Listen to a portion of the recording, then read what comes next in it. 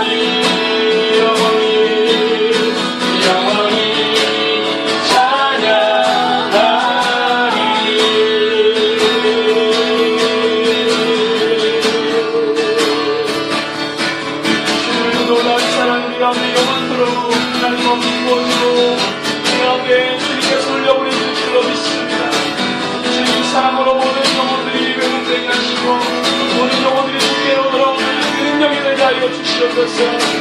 주님 우리 한 번 더 이 시간에 기도할 때에 하나님을 의지하며 살아갑시다.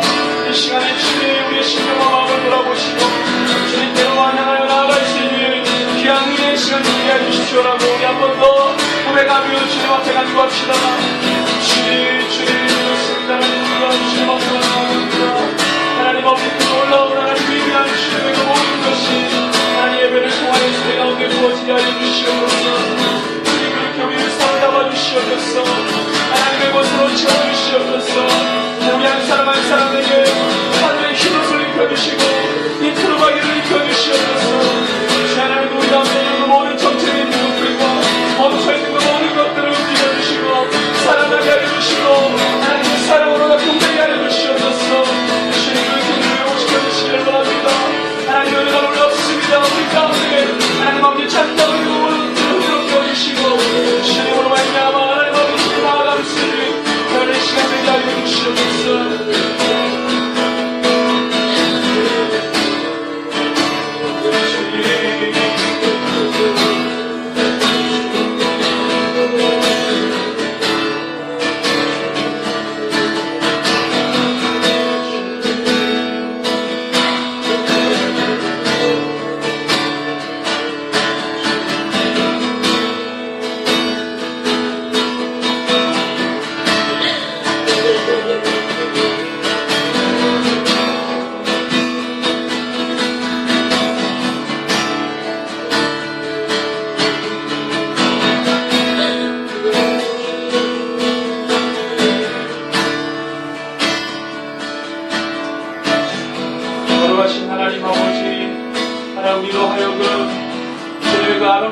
찬양케 하시고 그것을 선포케 하시고 하나님 성숙하게 하시니 감사합니다. 우리 마음 가운데 어둠이 사라지고 우리 마음 가운데 근심과 걱정과 염려가 떠나가고 오직 주님을 향해 기뻐하며 즐거워하며 감격하는 마음을 주시니 감사합니다. 우리 이 시간에 좌정하셔서 우리의 예배를 기쁘게 받아주시고 하나님 어떠한 것도 예배를 방해치 못할 것이며 하나님 우리 안에 있는 그 모든 완악함과 그 모든 괴협함들이 떠나가고 하나님 아버지 주님께서 부어주시는 그 사랑과 인애와 긍휼과 자비가 우리 심령과 마음 가운데 충만한 이 시간이 되게 하여 주시옵소서. 특별히 하나님 우리가 주님 앞에 나갈 때에 하나님 이 말씀 가운데 하나님 주님께서 우리에게 드러내시는 것들을 우리가 하나님 밝히 하기를 원합니다. 우리 심령과 마음 가운데 새겨주시옵소서. 하나님께서 우리가 말씀하시는 말을 듣게 하여 주시옵소서. 우리 심령과 마음이 그 말씀에 움직이게 하여 주시고 하나님 멈췄던 것들이 다시 일어날 수 있는 귀한 은혜의 시간 되게 하여 주시옵소서. 주님 그렇게 말씀을 사모하는 마음을 주시고 하나님 말씀을 통하여서 아버지 그 죽을 것도 살리는 그 생명의 그 놀라운 진리의 말씀 우리 가운데 떨어질 때에 이것을 아멘으로 화답하여 받는 이 시간 되게 하여 주시옵소서. 주님께 그 모든 것들을 위탁하며 맡겨드리며 존귀하신 예수 그리스도의 이름으로 기도합니다. 아멘.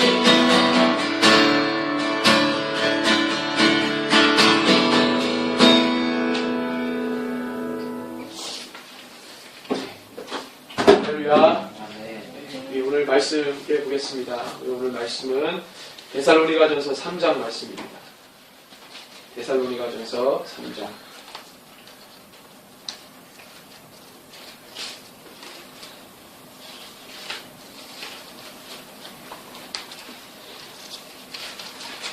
1절에서 13절까지 우리 한 절 한 절 교독하고 마지막 줄은 같이 읽겠습니다. 제가 먼저 읽습니다. 이러므로 우리가 참다 못하여 우리만 아덴에 머물기를 좋게 생각하고 우리 형제 곧 그리스도의 복음을 전하는 하나님의 일꾼인 디모데를 보내노니 이는 너희를 굳건하게 하고 너희 믿음에 대하여 위로함으로 아무도 이 여러 환난 중에 흔들리지 않게 하려 함이라. 우리가 이것을 위하여 세움받은 줄을 너희가 친히 알리라. 우리가 너희가 함께 있을 때 장차 받은 환난을 너희에게 미리 말하였는데 과연 그렇게 된 것을 너희가 아니니라. 이러므로 나도 참다 못하여 너희 믿음을 알기 위하여 그를 보내었노니 이는 혹 시험하는 자가 너희를 시험하여 우리 수고를 헛되게 할까 함이니 지금은 디모데가 너희에게로부터 와서 너희 믿음과 사랑의 슬픈 소식을 우리에게 전하고 또 너희가 항상 우리를 잘 생각하여 우리가 너희를 간절히 보고자 한 것 같이 너희도 우리를 간절히 보고자 한다니. 이러므로 형제들아 우리가 모든 궁핍과 환난 가운데서 너희 믿음으로 말미암아 너희에게 위로를 받았노라. 그러므로 너희가 주 안에서 굳게 선 줄 우리는 이제 살리라. 우리가 우리 하나님 앞에서 너희로 말미암아 모든 기쁨으로 기뻐하니 너희를 위하여 능히 어떠한 감사로 하나님께 보답할까? 주야로 심히 기뻐함을 너희 얼굴을 보고 너희의 부족한 것을 보충하게 하려 함이라. 하나님 우리 아버지와 우리 주 예수는 우리 길을 너희에게로 갈 수 있게 하시오며 또 주께서 우리가 너희를 사랑함과 같이 너희도 피차간에 모든 사람에 대하여 사랑이 더욱 많아 넘치게 하사 너희 마음을 굳건하게 하시고 우리 주 예수께서 그의 모든 성도와 함께 강림하실 때에 하나님 우리 아버지 앞에서 거룩함에 흠이 없게 하시기를 원하노라. 아멘. 예. 오늘 바울행전 세 번째 시간이죠. 주님도 제자도 기쁘다라는 주제로 말씀 함께 해보겠습니다.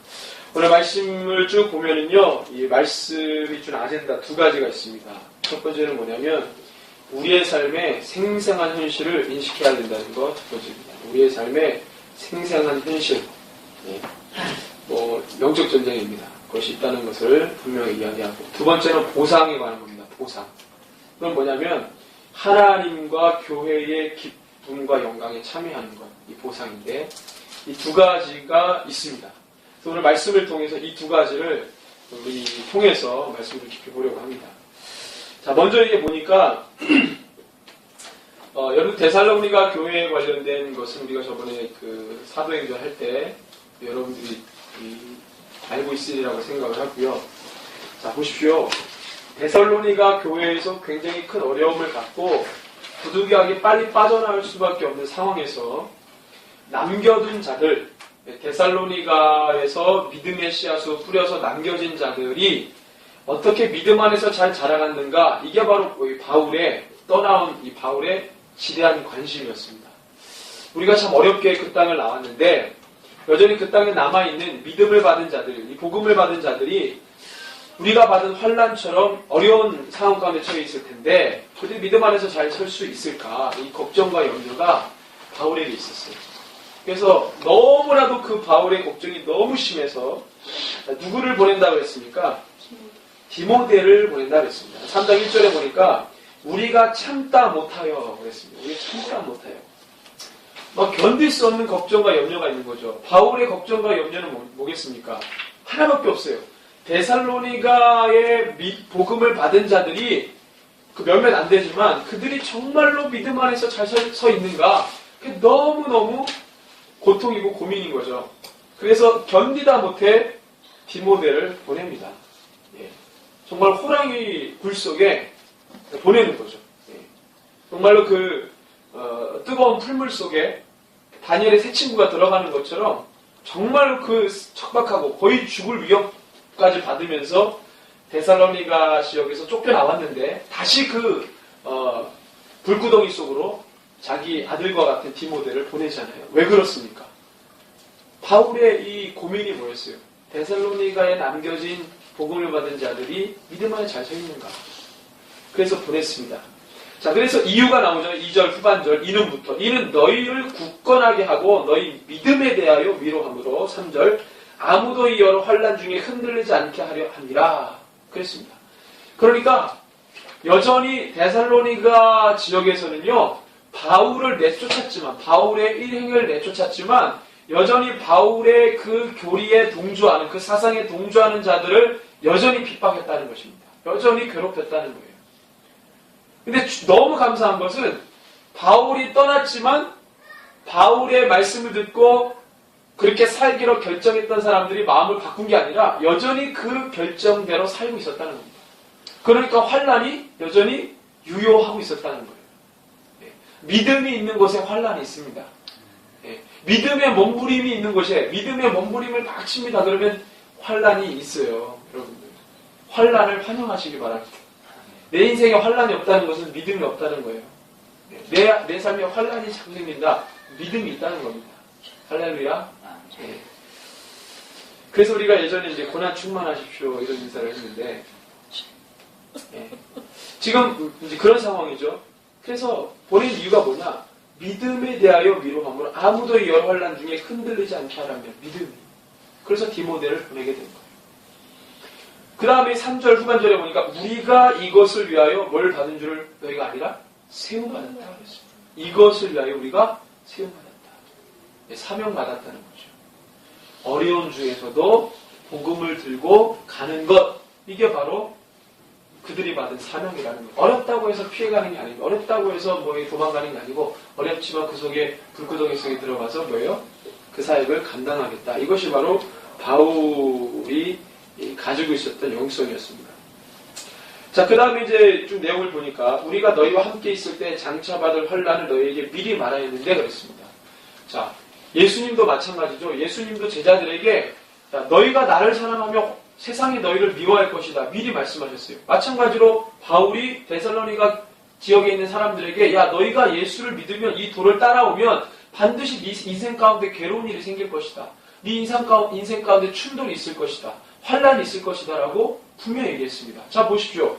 유대인 공동체입니다. 유대인 공동체면은요, 하나님 한 분, 그 율법을 정말로 이 구원의 유일한 조건으로 알고 살아가는 그 공동체 안에서, 운명 공동체 아니겠어요? 디아스포라 유태인들. 그 회당 안에서 운명 공동체로 사는데, 어느 날 갑자기 이상한 사람이 와가지고 예수를 막 전합니다. 그랬더니 그 운명 공동체가 그 예수라고 하는 이름 때문에 굉장히 많은 이 소요가 일어나요.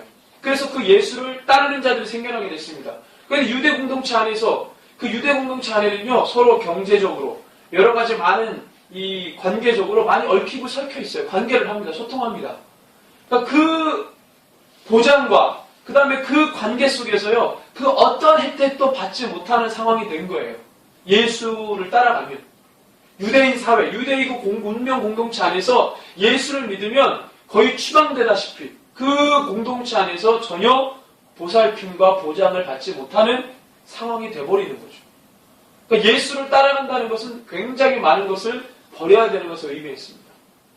분명히 말했다는 거예요. 바울이. 야, 너희들이 이것을 따라오면 분명히 네 인생 가운데 어려운 일이 생길 거다. 말했다는 거예요. 과연 그렇게 된 것을 너희가 아느니라. 4절에 보니까 내가 너희들에게 이미 말했고 결국에는 그렇게 된 것을 너희들이 보고 있지 않느냐. 그러므로 5절에 보니까 다시 한번 이야기하는데 나도 참다 못하여 너희 믿음을 알기 위하여 누굴 또 보냈다?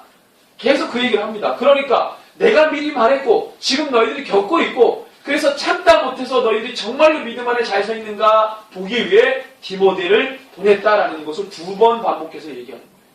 디모데를 왜 보냈는지, 바울의 관심이 어디 있는지, 성도가 성도를 바라볼 때, 사역자가 그들을 바라볼 때 어떤 것이 가장 가슴 아프고 어떤 것이 가장 관심이 쌓는 것인지 바울이 얘기하는 겁니다.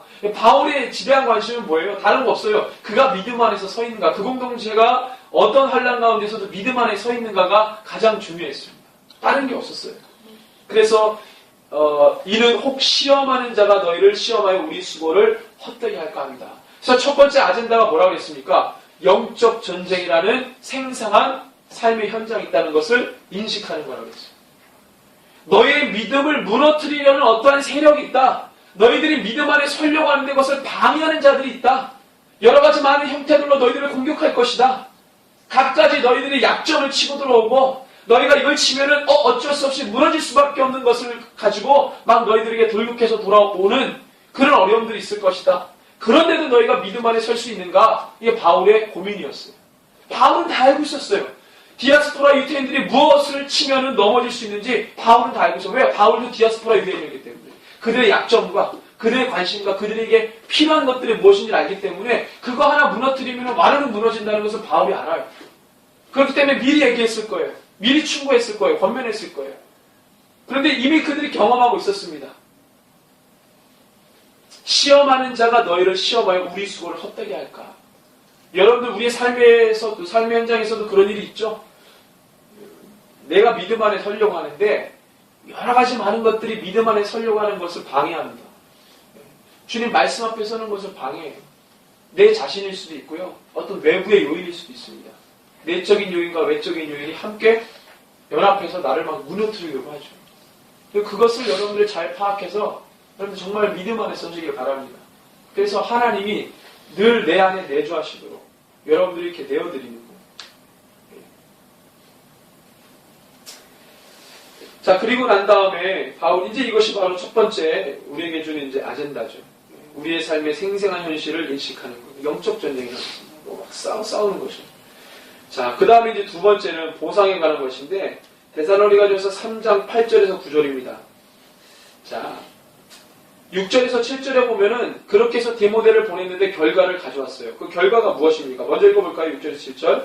지금은 디모데가 너에게로부터 와서 너희 믿음과 사랑의 기쁜 소식을 우리에게 전하고 또 너희가 항상 우리를 잘 생각하여 우리가 너희를 간절히 보고자 함과 같이 너희도 우리를 간절히 보고자 한다 하니 이러므로 형제들아 우리가 모든 궁핍과 환난 가운데서 너희 믿음으로 말미암아 너희에게 위로를 받았노라. 요게 이제 가지고 온 보고서인데 자, 이것을 가지고 바울의 기쁨을 표현합니다. 8절 9절입니다. 같이 읽습니다. 그러므로 너희가 주 안에 굳게 선주 우리가 이제는 살리라. 우리가 우리 하나님 앞에서 너희로 말미암아 모든 기쁨으로 기뻐하니 너희를 위하여 능히 어떠한 감사를 하나님께 보답할까. 이것이 바로 바울의 기쁨이었습니다. 이것이 하나님의 기쁨입니다.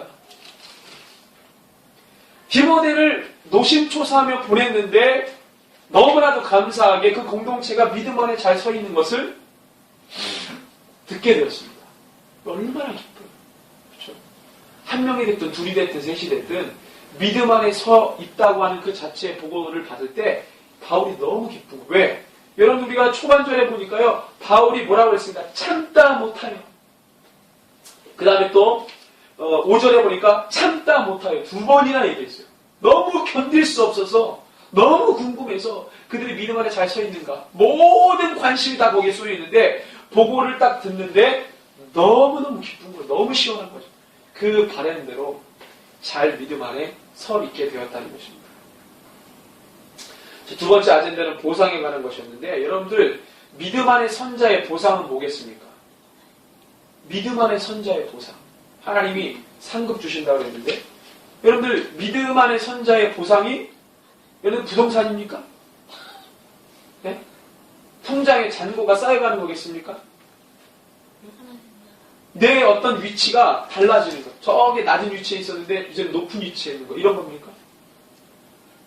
여러분들 이 복음 안에서 진리 안에서 믿음 안의 선자의 보상은 바로 하나님의 기쁨을 함께 공유하는 것입니다. 하나님이 웃을 때 나도 웃을 수 있는 거예요. 하나님이 기뻐하신 하나님 뭐 때문에 기뻐하신다 그랬어요? 그 영혼이 돌아오는 겁니다. 이것만큼 큰 기쁨이 없어요. 그 기쁨에 함께 동참하는 겁니다. 내가 하나님의 기쁨을 함께 공유한다는 것은 엄청난 축복입니다, 여러분들. 엄청난 축복이에요. 그래서 그것을 바울이 경험한 것입니다. 그래서 우리가 우리 하나님 앞에서 너희로 말미암아 모든 기쁨으로 기뻐하니 너희를 우리 위하여 능히 어떠한 감사를 하나님께 보답할까 이렇게 고백할 수밖에 없었던 것입니다. 추석 때 제가 갔는데 너무 이번 추석 너무 즐거웠고 너무 좋았습니다. 그래서 특별히 이제 가정 안이 또 평안한 것들을 볼 때 얼마나 기쁜지 몰라요. 그리고 그렇게 됐을 때 주님 안에서 이 하나의 어떤 영적인 공유가 될 때 대화가 통하고 그 다음에 부담이 없고 대하는 것에 거리낌이 없는 것을 너무 경험하고 왔습니다. 그래서 이것이 진짜 가정 안에 필요하구나. 이것이 가정 안에 반드시 있어야 되는구나. 그걸 느꼈습니다. 늘 이것이 우리 가운데 큰 기쁨입니다. 이것만큼 큰 기쁨이 없어요. 우리가 믿는 하나님을 동일하게 믿고 그것을 위해 서로 위로하고 격려하고 중보해 주는 것, 관심을 가져주는 것. 이것이 얼마나 큰 우리에게 위로가 되는지 몰라요. 데살로니가 공동체가 위협받고 박해를 받는 상황 속에서 큰 위로는 뭐겠습니까? 바울이 우리를 떠났지만 디모데를 보내줬다는 것입니다. 그것이 데살로니가 교회에는 큰 위로였어요. 마찬가지로 같은 고통을 안고 그 도시를 빠져나올 수밖에 없었지만 바울이 받는 위로는 뭐예요? 여전히 데살로니가 교회가 믿음 안에 선 것을 들었을 때 바울이 위로받는 것입니다. 서로의 위로가 이렇게 있는 거예요. 서로가 받는 환난과 어려움에 대해서 공유했잖아요. 그것에 대해서 그나마 그 속에서도 믿음을 지키고 있었다는 것이 얼마나 서로 간에 큰 위로가 됐는지. 그것도 그냥 단절된 상태에서 떠나왔으니까 단절된 상태에서 막연하게 느낀 위로가 아니었고 서로 직접적으로 소식을 주고받는. 그래서 바울의 뜻을 디모데가 데살로니가 교회에게 전해주고 데살로니가 교회 소식을 디모데가 바울에게 전해줘서 그 모든 상황들을 직접 듣고 이해하고 중보하며 공감했다는 것. 이것이 바로 큰 위로가 아닐 수 없습니다. 그래서 바울이 뭐라고 고백하냐면 8절에 그러므로 7절에 너희 믿음으로 말미암아 너희에게 뭘 받았다? 위로를 받았다. 바울이 이렇게 말했고요. 8절에 보니까 그러므로 너희가 주 안에 굳게 선즉 우리가 이제는 살리라. 이거예요. 이게 얼마나 바울의 큰 기쁨입니까? 내가 너희들이 온전히 섰다는 것 때문에 살았다. 너희들이 온전히 못 섰다 그러면 내가 정말로 가슴을 치면서 울었을 텐데 너희들이 믿음 안에서 온전히 섰다는 소식을 들었을 때 나는 살았다. 이게 큰 기쁨 아니겠어요? 제가 목회를 하면서 가장 큰 기쁨은 성도들이 믿음 안에 세워져 가는 것을 들었을 때 또 보았을 때 가장 큰 기쁨이 있습니다. 씨를 뿌렸을 때 그 뿌린 그대로 결실을 맺는 것을 볼 때 너무 기쁜 거죠. 농부가 농사를 짓는데 자연스럽게 내가 노력한 만큼 결실을 맺으면 그 얼마나 기쁨이 있겠어요. 근데 막 태풍이 불고 그래가지고 작물이 다 손상이 됐어. 그러면 뉴스에서 볼 때 여러분들 여름 때 태풍 지나가고 뭐 비가 많이 와가지고 수해를 입고 그랬을 때 그 농부의 그 얼굴을 보십시오. 와, 다 망쳤습니다. 끝장났습니다. 정말 고통이죠. 그거 똑같은 거예요. 교회도 똑같은 거예요. 목회를 하면서 정말로 하나님의 말씀을 증거하고 복음을 나누고 가르쳤을 때 그것대로 열매를 맺는 것을 볼 때 그리고 그 믿음이 성장하는 걸 볼 때 그만큼 기쁜 게 없습니다. 근데 한 번만큼 안 자라면 정말로 가슴을 찢어내고 싶은 거예요. 왜 저렇게 안 되지? 내 가슴을 치는 겁니다. 뭐가 문제냐? 내가 영어로 얘기했나? 뭐 이러면서 내가 외계어로 얘기를 했나? 정말 가슴 치는 거죠. 똑같은 거죠. 바울이 그렇게 사역을 했을 때 그 사역의 헌신대로 열매를 맺어갈 때 그러니까 하나님이요 계속 얘기하잖아요. 우리가 말씀을 계속 보면서 주의 종들을 계속 보내는데 하나님 그렇게 우리를 계속 양육하는데 돌아오지 않는 자들에 대해서 하나님은 한탄하십니다. 한탄하시는 거예요. 이스라엘 백성들 광야 40년 동안에 훈련하시는데 이들이 계속 불평불만하니까 하나님이 한탄하시잖아요. 심지어는 모세에게 나는 저 백성하고 목이 고든 백성과 함께 갈 수 없다라고 말씀하신 만큼 얼마나 가슴을 치시는지요. 여러분 우리가 지금 역사서를 배우고 있고 또 좀 가면 이제 선지서 나올 텐데 그 선지자들에게 주셨던 하나님의 말씀을 들어보면 특별히 예레미야 같은 눈물의 선지자 예레미야에게 주신 말씀과 그의 사역을 보면요 가슴을 치죠. 예레미야의 눈물은 곧 하나님의 눈물이었습니다. 그 하나님의 눈물을 예레미야가 쏟아낸 거예요. 돌아오지 않는 그 백성. 하나님이 계속해서 손을 뻗치는데도 돌아오지 않는 그 백성. 시대를 분별하지 못하는 그 백성.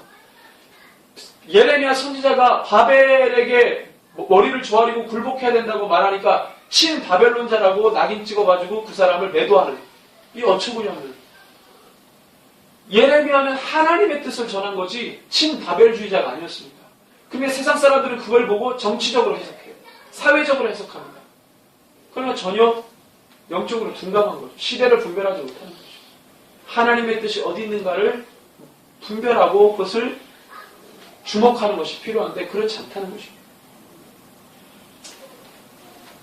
우리가 이제는 살리라. 그래서 바울이 그렇게 고백한 거예요. 여러분들 우리는 믿음의 선한 싸움을 싸워야 합니다. 우리의 믿음이 어떻게 자랍니까? 믿음이 어떻게 자라요? 믿음은 그냥 자라는 게 아닙니다. 믿음은 그냥 자라는 게 아니에요. 믿음이 자라려면 그 믿음이 자랄 수 있는 여러 가지 상황들이 있습니다.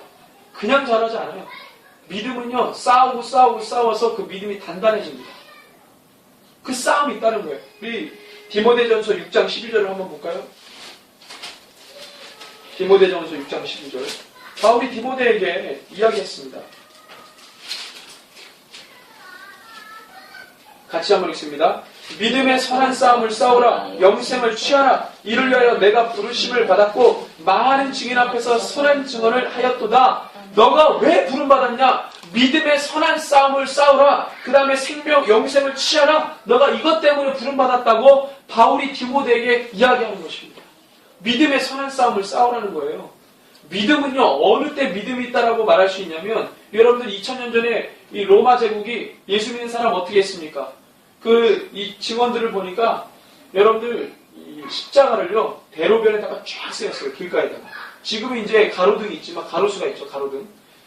로마 제국이 얼마나 믿는 자들 핍박했냐면, 대로변에다가요, 십자가를 다 끼워가지고, 거기에다 사람을 다 매달아 놓습니다. 그 다음에 밑에서 불을 지펴요. 기름을 반쯤 먹여가지고. 그래서 불을 지피면 밤새도록 그 십자가에 달린 사람이 불에 타는 거예요. 그렇게 해서 베로벤을 밝혔다. 이 증언이 있고. 그 다음에 살 가죽을 벗기고요. 그 다음에 십자가형 이런 거 있죠. 그 다음에 굶주린 사자에게 주고. 이런 어떤 박해, 엄청난 박해를 하면서 고문을 하면서 믿는 자들이 그럼에도 불구하고 믿음을 지켰다는 거예요. 근데 이거는 좀 극단적일 수 있지만 역사에 있었던 일입니다. 여러분들 근대에도 이 역사가 있습니다. 러시아가요, 그 공산주의로 바뀌면서 엄청나게 많은 기독교인들이 죽었습니다. 러시아가 공산혁명할 때 대놓고 죽였어요. 대놓고. 원래는 제정 러시아에서 공산주의로 갈 때 거기가 러시아 종교잖아요. 러시아 종교. 근데 엄청나게 죽였어요. 근데 지금 러시아 종교는요, 정치랑 이렇게 돼가지고요, 거의 종교색이 없습니다. 러시아 종교는. 엄청나게 핍박했어요. 얼마나 많이 죽었는지 모르겠어요. 수천만 명, 수십만 명이 죽었습니다.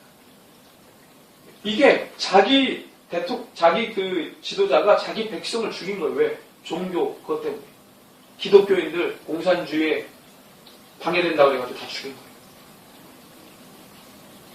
그게 근래, 여러분들 100년도 안 된 이 세월에 그렇게 많은 사람들이 기독교인들이 어떤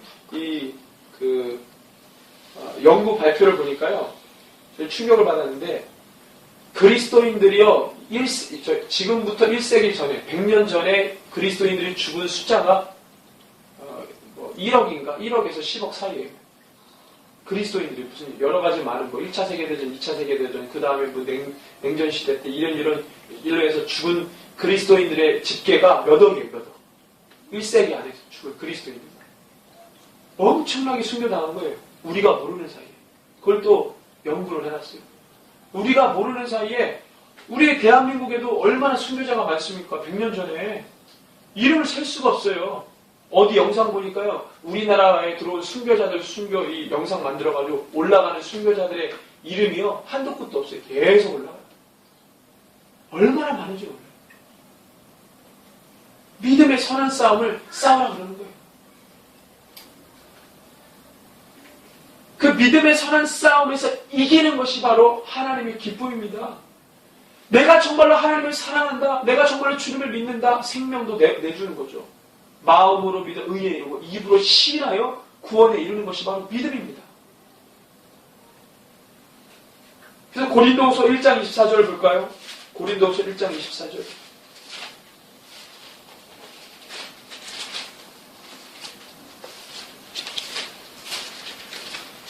믿음의 선한 싸움을 이겼을 때의 그 기쁨이라는 것은 24절 같이 읽습니다.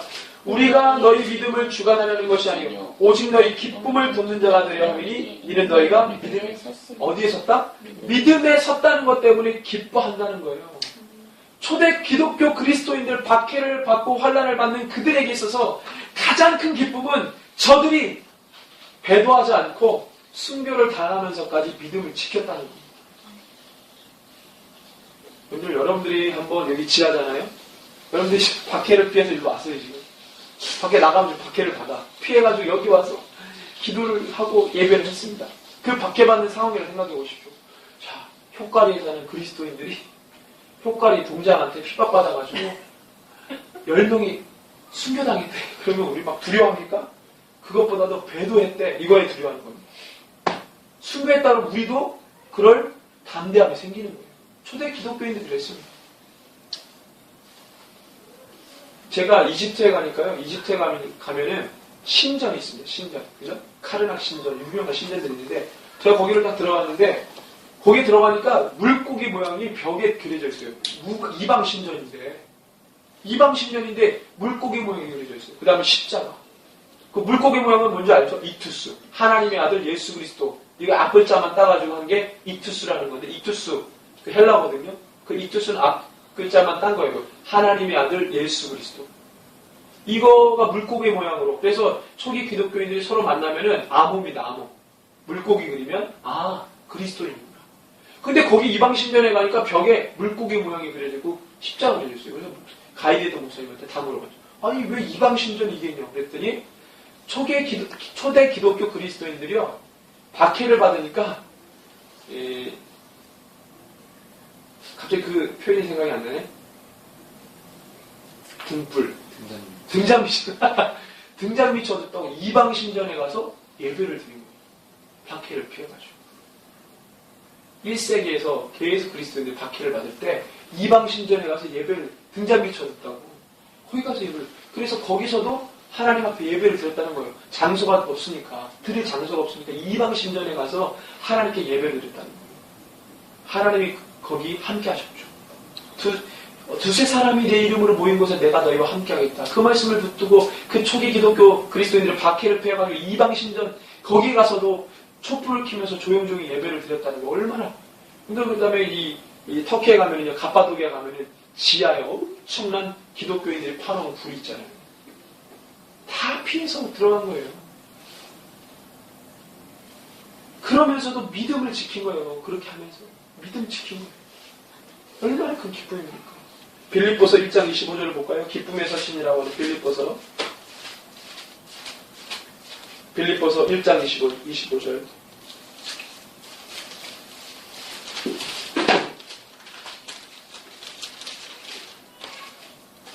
같이 읽습니다. 내가 살 것과 너희 믿음의 진보와 기쁨을 위하여 너희 우리와 함께 구할 이것을 확실히 하노니. 자, 믿음의 진보, 이것 때문에 기뻐하는 거죠. 너희들이 믿음이 성장하고 믿음이 자라고 믿음의 진보, 믿음이 전진하는 것 때문에 기뻐하는 거죠. 그것만큼 기쁜 게 없어요. 히브리서 12장 2절 볼까요?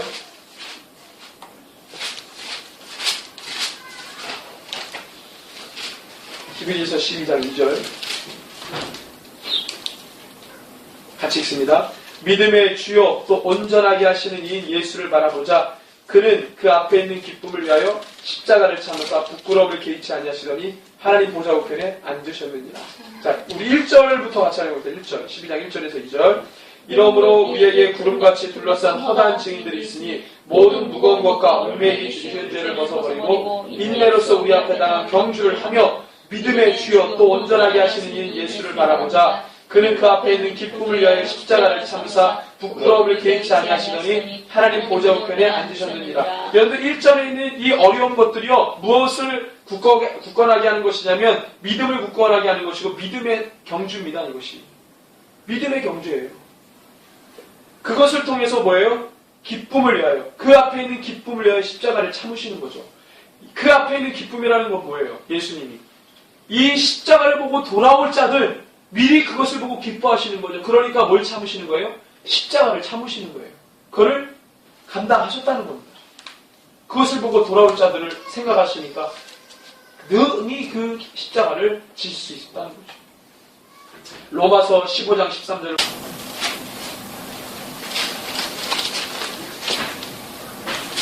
로마서 15장 13절 같이 읽습니다. 소망의 하나님이 모든 기쁨과 평강을 믿음 안에서 너희에게 충만하게 하사 성령의 능력으로 소망이 넘치게 하시기를 원하노라. 아멘. 마찬가지로 믿음 안에서 기쁨과 평강을 충만하게 하시는 거죠. 믿음 안에 서는 것이 너무나도 중요합니다. 믿음 안에 서는 것.